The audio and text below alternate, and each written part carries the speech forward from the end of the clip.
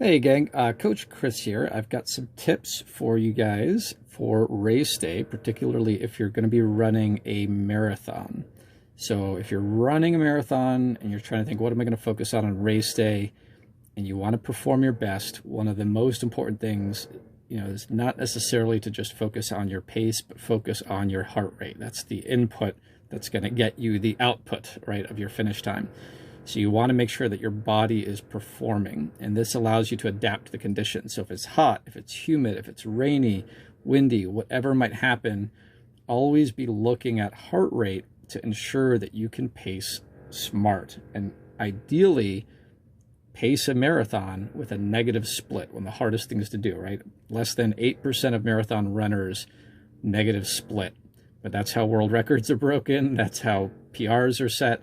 And that should be our goal collectively for any marathoner, whether you're back of the pack, front of the pack, doesn't matter. We want to let your fitness level dictate your pace and your performance. So how do we do that? Real simple thing for Garmin users. I want to show you guys, if you have the Garmin Connect app on your phone, you can go to the menu. I've got an Android phone, so it might look a little different on iPhones. But on the menu, you'll have different menu options. One of the areas you can click on is Performance Stats. Here, go to Lactate Threshold, and you can select 4 weeks, 6 months, 1 year view. It'll show you what it estimated to be your lactate threshold based on your performances. And on the bottom here, you'll see the actual number in beats per minute. It'll have a pace goal as well, but we're just going to focus on the lactate threshold. Generally speaking, lactate threshold is where you're producing more lactate than your body can keep up with. More hydrogen ions in your blood, you get that burning sensation, that acidosis is causing you to feel like your blood is acidic, and your performance begins to decline as soon as the heart rate goes over that number. Right at that number, you can hold it, but you're burning through all sugar. You're no longer oxidizing fat as an additional fuel source, so you're only using one tank of gas, so to speak, and you will burn through that tank of gas, generally speaking, even if you're fully carbo loaded, within about an hour, give or take. Some people can go a little bit further, hour and a half or more. But this number is pretty critical. For most athletes, if you know your max heart rate, this number should be around, if you've been training for marathon and you've been doing interval work and all that, it might be, or it should be around 90% of your max heart rate. So if you're in the 90s, you're in the red zone, you're burning all sugar. For a marathon, if we want to pace a marathon well, we want to be running this at 80 to 85%. If you're well conditioned, if you want to be a little more conservative, 75 to 80% of your max heart rate is where you should be able to sustain an effort that goes for a full marathon in terms of duration, 3, 4, 5, 6 hours, give or take.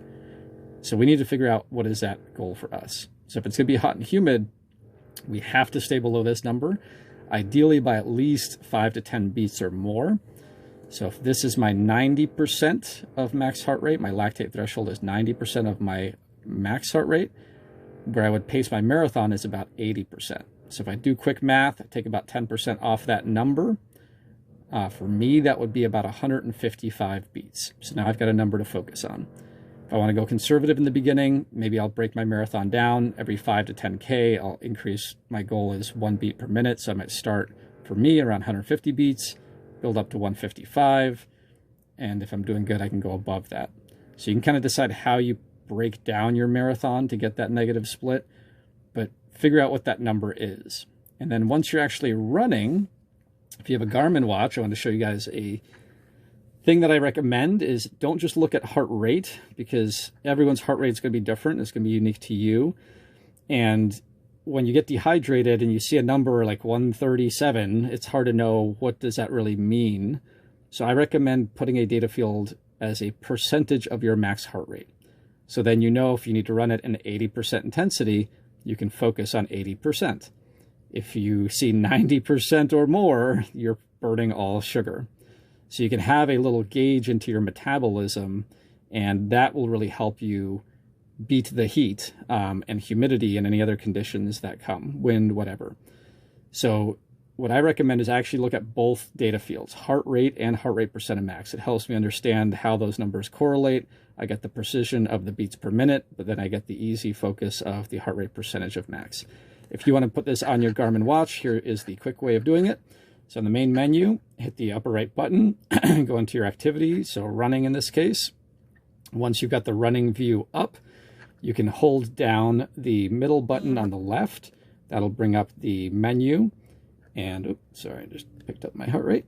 And then you want to go into the run settings and here data screens.